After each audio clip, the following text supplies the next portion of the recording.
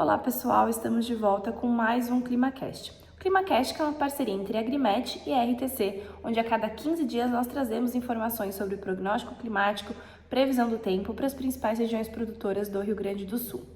Bom, entrando nessa reta final do mês de abril, nós temos bastante informação, sendo gerada aí, principalmente o que diz respeito do fenômeno El Niño, tem muitas informações aí mostrando pra gente que existe uma grande possibilidade dele se confirmar. Então a minha ideia, a minha proposta é começar o vídeo dessa quinzena tratando um pouquinho desse assunto. Bom, a primeira imagem que eu gosto de mostrar e gostaria de mostrar para vocês é essa fotografia, como se fosse uma fotografia de como que tá a anomalia da temperatura da superfície do mar. A gente já vem discutindo aí nos últimos ClimaCast, mas para quem é novo aqui, vamos trazer um pouquinho mais de informação. Então, para a gente saber o que vai acontecer em respeito do fenômeno El Niño ou da Laninha, a gente tem que olhar pro Oceano Pacífico Equatorial. O Oceano Pacífico, que é o principal oceano, o maior oceano que a gente tem, e tudo o que acontece em termos de oscilação de temperatura nesse oceano influencia diretamente o continente e as regiões do Brasil, principalmente o sul, Então o El Niño, ele traz aí uma condição de mais chuvas para a região sul do país, enquanto a Laninha é o que nós observamos nos últimos 3 anos, condições de estresse hídrico, menos chuvas acontecendo aí ao longo do ano. Bom, então a gente precisa olhar como que está essa situação, essa temperatura da superfície do mar ali no Pacífico Equatorial, que é essa posição aqui, 3,4, que é exatamente aqui onde eu estou indicando para vocês, a gente consegue ver se ela está variando para cima, então tendo um aquecimento dessas águas, ou se está tendo um resfriamento. Até o final do ano passado, a gente tinha uma condição muito clara aí de resfriamento, óbvio que tendendo a um aquecimento, mas ainda assim indicando uma condição, uma transição de uma laninha para uma neutralidade. Mês passado, a gente oficializou o fim da laninha e a condição de neutralidade se instalando, mas agora, como nós podemos observar aqui, as condições no Pacífico Equatorial estão numa condição de aquecimento. A gente não está mais numa condição de neutralidade, mas sim tendendo a um aquecimento das águas. E isso indica pra gente, os prognósticos mostram pra gente que isso indica uma alta probabilidade de se estabelecer um El Niño no inverno desse ano de 2023. Então, o que quer dizer essa imagem, esse gráfico um pouco confuso? Ele representa pra gente qual que é a probabilidade da ocorrência ou da laninha, ou da neutralidade, ou do El Niño ao longo aqui dos meses, Então são trimestres, mas se a gente olhar o central, o centro do trimestre, temos aqui maio, junho, julho, assim por diante até janeiro de 2024. Então nós conseguimos ver que maio ainda tem uma probabilidade de 60% das condições da água no Pacífico Equatorial, da temperatura das águas do Pacífico Equatorial, ficarem numa condição aí ainda de neutralidade, ou seja, essa variação fica abaixo de meio grau, mas a partir de junho a probabilidade é alta. A gente tem 73% de chance de já começar com um aquecimento mais intenso, caracterizando a entrada de um El Niño, e essa probabilidade vai aumentando ao longo dos meses, como nós conseguimos observar aqui. Então, em julho, a gente tem uma probabilidade de 83%, agosto de 87% e segue aí na casa dos 80% até mais ou menos novembro, e aí depois dezembro e janeiro em torno de 79%, 78%. Se vocês forem lembrar também, logo no comecinho do ano, a gente já tinha um prognóstico de condições de El Niño, sendo previstas. Mas a probabilidade ainda era baixa, ficava ali na casa dos 60%, 65%. Agora, os modelos apontam para uma probabilidade maior. A gente pode afirmar de fato que o El Niño vai acontecer? Lembrando que não, a gente precisa continuar acompanhando e ver se esse aquecimento que está sendo projetado, porque aqui é uma projeção, de fato vai acontecer. Mas a gente já discutiu aí nos últimos vídeos quais são os impactos disso para o Rio Grande do Sul, e grande parte, o principal efeito é que a gente tenha maiores volumes de chuva aí sendo observado no inverno e também no verão, que é quando esse fenômeno atua com mais intensidade. Então, acho que essa informação é importante, é uma informação que traz um alívio para os produtores da região sul do país, mas que também traz outras preocupações. É um ano de muita atenção a manejo fitossanitário e outros problemas que podem acontecer pelo excesso de chuva também, tá bom? Bom, pessoal, o que realmente interessa é que a nossa previsão a curto prazo, né, olhar a projeção do El Niño a longo prazo. Então vamos olhar o curto prazo, olhando aqui a região noroeste. A região noroeste, que nós começamos com São Luís Gonzaga, e aqui eu vou fazer uma explicação que cabe bem para todas as regiões da última quinzena, né? A gente tinha uma previsão aí de volumes significativos de chuva que não aconteceram, né? A gente viu que tanto NOAA como a Climatempo, que são as duas fontes de previsão que nós trabalhamos, trazia uma previsão de volumes altos, algumas regiões até acima de 100 milímetros, que não ocorreram, tá? Então isso é um ponto importante, né, que a gente ainda está tendo um desajuste aí da previsão entre o previsto e o observado, né? A gente teve quedas na temperatura, né? Então aqui quando a gente olha São Luís Gonzaga, nós conseguimos ver, né, que aqui em torno do dia 20 de abril tivemos aí uma queda de temperatura, mas nada tão significativo, né, que indicou geada. A gente pode ter tido episódios de geada em regiões mais propícias a isso, mas aqui nas regiões que nós analisamos e com os dados que nós temos das estações públicas, nenhuma região indicou ocorrência de geada, tá? Para os próximos 15 dias, o que o nosso prognóstico está trazendo? O NOAA está trazendo uma previsão de chuva mais significativa, né, principalmente aqui no dia 5 de maio até mais ou menos o dia 7, somando no total 92 milímetros, enquanto que a Climatempo antecipa um pouco essa chuva logo para o início do mês de maio, né, em volumes um pouco menos significativos, um período mais longo aí, né, lembrando que aqui a Climatempo é o em branco, né, essa barrinha em branco aqui, e aí retoma uma chuvinha mais pro final da nossa previsão, que é em torno aqui do dia 9, 10 e 11 de maio, tanto NOAA quanto Climatempo. A Climatempo soma um volume um pouco menor aqui de 66 milímetros para os próximos 15 dias. Olhando Santa Rosa tem uma inversão aí, né, do cenário. A gente tem a Climatempo trazendo um volume um pouquinho maior, né, então distribuindo um volume significativo de chuva aí no início do mês de maio, nesses 4 primeiros dias, então no dia 2, 3, 4 e 5, né, depois de novo um período aí de 4, 5 dias sem chuvas, e aí ao fim da nossa previsão, volumes um pouco mais significativos, somando 74 milímetros, enquanto que o NOAA, né, concentra grande parte do valor de chuva previsto no dia 5 e 6 e soma 53 milímetros aí para os próximos 15 dias. Olhando Campo Novo que está bem parecido com Santa Rosa, né, a gente consegue ver aqui que, de novo, a Climatempo distribui bem, né, nesses primeiros dias do mês um volume mais significativo, enquanto que o NOAA permanece aí trazendo um único dia com volumes mais significativos aqui no dia 6 de maio, e depois, no fim da nossa previsão, tanto o Climatempo quanto o NOAA trazem um volume de chuva aí sendo prevista. O NOAA somando 58 milímetros e a Climatempo um pouquinho mais em 76. Bom, entrando na região do Planalto com a Água Santa, né, Água Santa a gente tem uma discrepância aí na previsão, apesar de ter tido mais chuvas, né, nos últimos 15 dias e também uma queda mais significativa na temperatura aí nessa onda de frio que nós tivemos em torno do dia 20 de abril, daqui para frente a gente tem um volume, segundo a Climatempo, previsto de 125 milímetros, principalmente, de novo, no dia 3, 4 e 5 de maio, né, 5 de maio sendo o dia com mais chuva prevista, aqui passando os 40 milímetros em um único dia, né, e depois essa chuva fica mais amena até o fim da nossa previsão. A NOAA também reporta, né, uma previsão de chuva, mas, de novo, concentrada grande parte aqui no dia 6 e nada, né, metade do que a Climatempo está prevendo. Então, NOAA somando 52 milímetros, enquanto a Climatempo está somando 125 milímetros para essa região aqui do Planalto. O Planalto segue com previsões aí altas, né, segundo a Climatempo. Então, olhando o Sarandi, reduz um pouco, né, mas ainda assim somando 105 milímetros nos próximos 15 dias, né, principalmente, de novo, nesse início do mês de maio.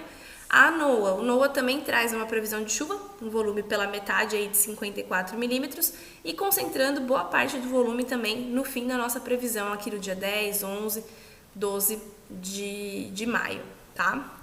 Olhando Não Me Toque já traz uma proximidade aí entre as previsões, né? De novo, se vocês forem olhar no Me Toque, teve temperaturas baixas, né? Nessa última quinzena, que chegou a atingir em torno de 6 graus, 5,8, mas ainda nenhum indicativo de geada, como eu já comentei. E daqui para frente, a gente tem aqui uma previsão de chuvas de novo da Climatempo concentradas no início do mês. O dia 6 sendo o dia mais significativo da previsão do NOAA, que soma 65 milímetros, e a Climatempo mais otimista, mais uma vez, somando 96 milímetros para os próximos 15 dias. Olhando Ibirubá, agora Ibirubá a gente tem uma inversão de cenário, né? O dia 6 de maio, que é o dia que o NOAA está prevendo bastante chuva, registra um volume bem alto aqui para Ibirubá, né? E somando com tudo que está sendo previsto aqui no dia 15, a gente tem uma soma de 99 milímetros para os próximos 15 dias, enquanto que a Climatempo é muito parecida, né? Vocês veem que o padrão dá uma invertida só porque a previsão da Climatempo antecipa um pouco essa chuva que está prevista para o dia 6 aqui no NOAA, antecipa para o dia 2, 3, mas em termos de volume total está muito parecido aqui em 91 milímetros para os próximos 15 dias. Entrando na região do Noroeste Centro, que nós começamos aqui por Panambi. Então, Panambi, de novo, agora o NOAA soma um pouquinho a mais do que a Climatempo, mas as previsões estão mais convergindo, né, do que em relação à região do Planalto, por exemplo.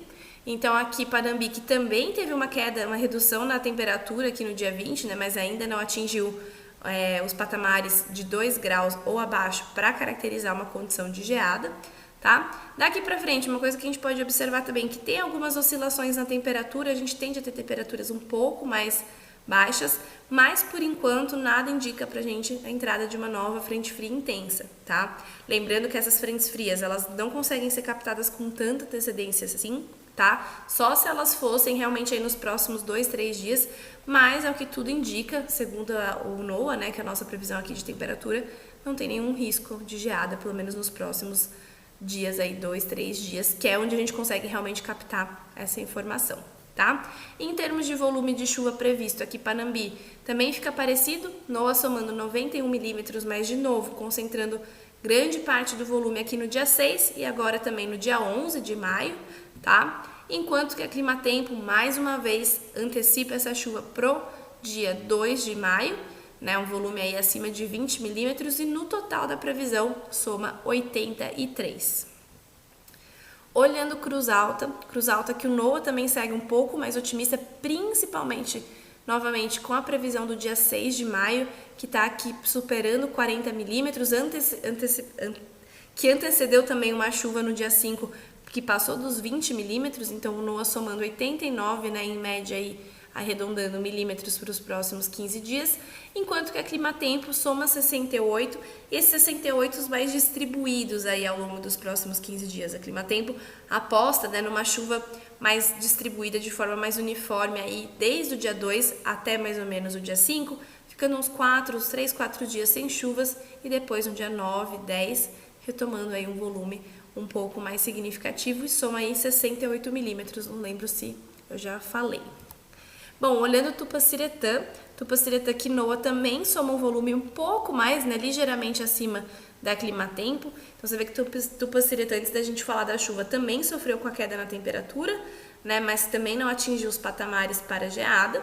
E daqui para frente, de novo, Climatempo distribuindo melhor ao longo aí dos próximos 15 dias a chuva, somando 64 milímetros, enquanto que o NOAA concentra um volume bem significativo, aqui um pouco abaixo, né, de 40 milímetros no dia 5, mas ainda aparece aqui pra gente, e somando 75 milímetros nos próximos 15 dias.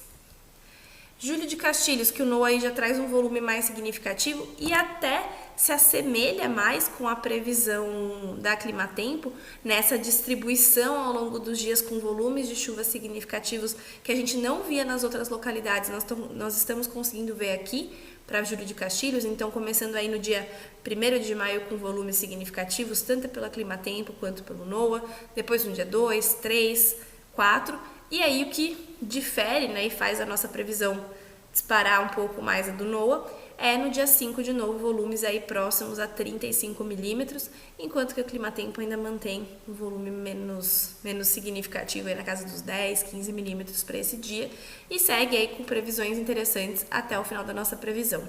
O NOAA, por conta dessa previsão mais intensa no dia 5, soma 97 milímetros, enquanto que a Climatempo soma 70 milímetros para os próximos 15 dias.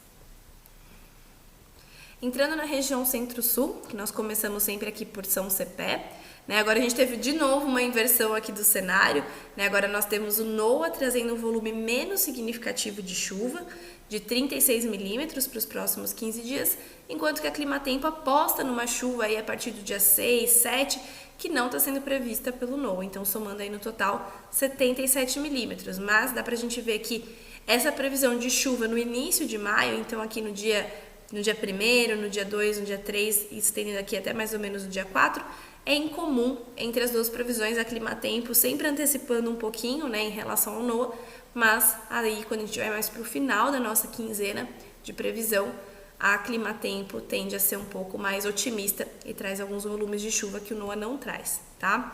Então, a Climatempo somando 77 milímetros, a gente vê, né, que de novo, São Cepé teve uma queda na temperatura, mas nada significativo. Tiveram regiões que nós já olhamos que foram até mais intensas, essas temperaturas mínimas, em torno do dia 20, 21, 22, tá? Temos uma previsão de queda na temperatura aqui no início de maio, né, então no dia 3 até mais ou menos o dia 5, 6, mas ainda assim ficando aqui na linha dos 10 graus, ainda não indicando nada muito drástico em termos de temperatura mínima, tá?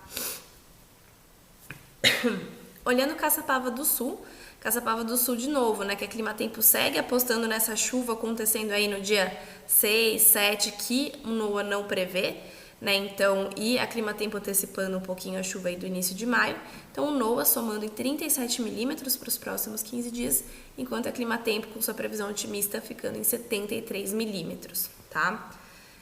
Olhando Bagé que também, né, a gente segue com uma condição agora inversa, né, o NOAA sendo um pouco mais otimista, então a gente tem uma mudança aí drástica, né, em relação ao que a gente estava vendo aí para Caçapava do Sul, São Cepé. Agora quando a gente olha Bagé a gente tem aí uma previsão de chuvas significativas, mas não tão intensas, né, como a gente observou em outras regiões, aqui para o dia 2 de maio, depois no dia 5, 6 e 7, né? E a Climatempo traz chuvas nesses mesmos dias. A única coisa é que a chuva prevista pela Climatempo é em menor intensidade, em menores volumes e não dura, tem alguns dias que não são previstos, né? Então, por isso, o NOAA soma 74 milímetros, enquanto a Climatempo soma 43. E por fim, Arroio Grande, que também, né, o NOAA está um pouco mais otimista aqui, a gente tem previsões de chuva em dias parecidos, né? Mas a gente consegue ver o mesmo padrão entre NOAA e Climatempo, mas o NOAA aposta no volume de chuva um pouco mais significativo aqui no final da nossa previsão da quinzena, aqui em torno do dia 11, que a Climatempo não prevê. Então o NOAA soma 70 e 80 milímetros, né, nos próximos 15 dias, enquanto a Climatempo soma 35. Bom, pessoal, era isso que eu tinha para apresentar hoje para vocês. Sei que a gente teve os últimos vídeos, né, muita chuva sendo prevista e pouca chuva sendo realizada, né? Ainda assim, as condições de armazenamento de água no solo em condições um pouco críticas ainda para a região, mas ao que tudo indica, a chuva vai retomando aos poucos, né? E essa expectativa do El Niño pode trazer condições favoráveis e um ano muito melhor do que foram observados aí os últimos anos. Mas a gente vai continuar acompanhando porque a gente sabe que não é um único fenômeno que atua na região, né? E no Brasil como um todo, impactando a chuva. A gente tem diversos fenômenos acontecendo ao mesmo tempo. Então, sempre que tiver alguma informação que nos dê algum direcionamento, eu vou compartilhar com vocês, tá bom? E também continuar olhando aí a previsão do tempo, que é a nossa tomada de decisão a curto prazo, informações aí que a gente tem a curto prazo para o produtor poder se planejar. Tá bom? Contem comigo, qualquer dúvida deixem aqui nos comentários e a gente se vê daqui 15 dias.